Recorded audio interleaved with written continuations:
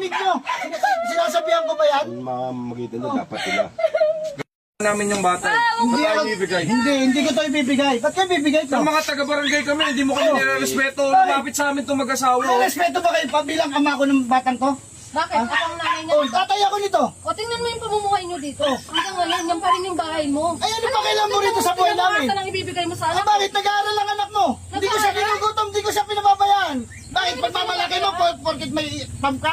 Sa akin, may magandang kinabukasan Oh, yan. anong magandang kinabukasan? Iniwan mo kasi. Mapapaganda naman yata buhay ng anak mo. Ba't hindi mo na lang ibigay? Hindi Kinukuha ko na yun. ibibigay to. Anak ko to eh. Sa akin na lumaki to. Tanungin yung bata ko sasama sa'yo. Anak ko rin yan. Anak mo nga to. Sa batas, kailangan nasa nanay yung bata. Kaya ibigay mo na kung ayaw mo Kung wala pa sa hustong gulang, nasa hustong gulang na tong anak ko. Kaya na lang magdesisyon. Kasi sa'yo naman pala. Tanungin mo ang anak mo kung sasama sa'yo. Sa akin kasi, mama. Hindi ako sasama Oh. sa'yo.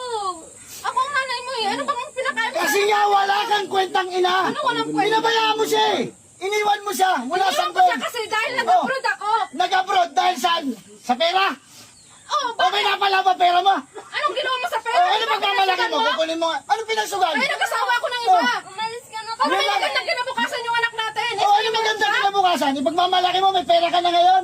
Bakit? Nagbibigay naman ata ng sustento sa iyo. Bibigay ako sa'yo dati kayo nag-asawa Oo. ko eh. Anong ginawa mo? bigyan mo Ikaw na lang yung muna bata. nag-ikaw. Tanungin mo anak mo kung saan napupunta yung pera pinadadala mo. Tanungin mo siya. Oh, lahat ng luho niya binibigay ko.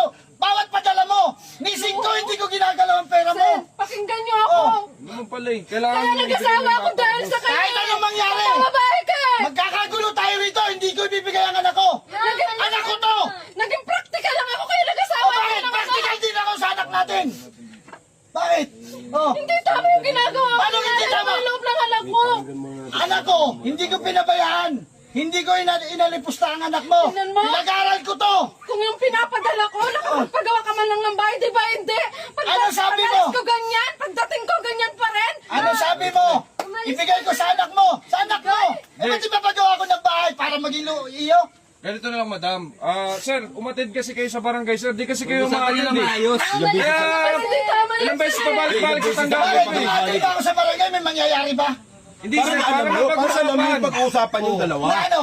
Kailangan maging legal yung usapan, hindi lang ganyan. Hindi naman sir, eh, syempre, doon Dito na nga magdidesisyon. lang tapusin natin. Oh. Tanungin yung anak ko kung sasama sa kanya. Hindi nga pwede sir, iba pinadaan nga natin sa legal, kaya kami nandito. Tignan nyo naman si madam mo. O bakit? Hindi. Nararamdaman mo ba ang bilang isang magulang? Naiintindihan ko kayo sir, pero ilagay natin sa legal. Dahil Ilagay natin sa na tama. ako. Bakit? Legal naman tayo ang Bigyan nag-uusap mo pa. naman Hindi, mas ako.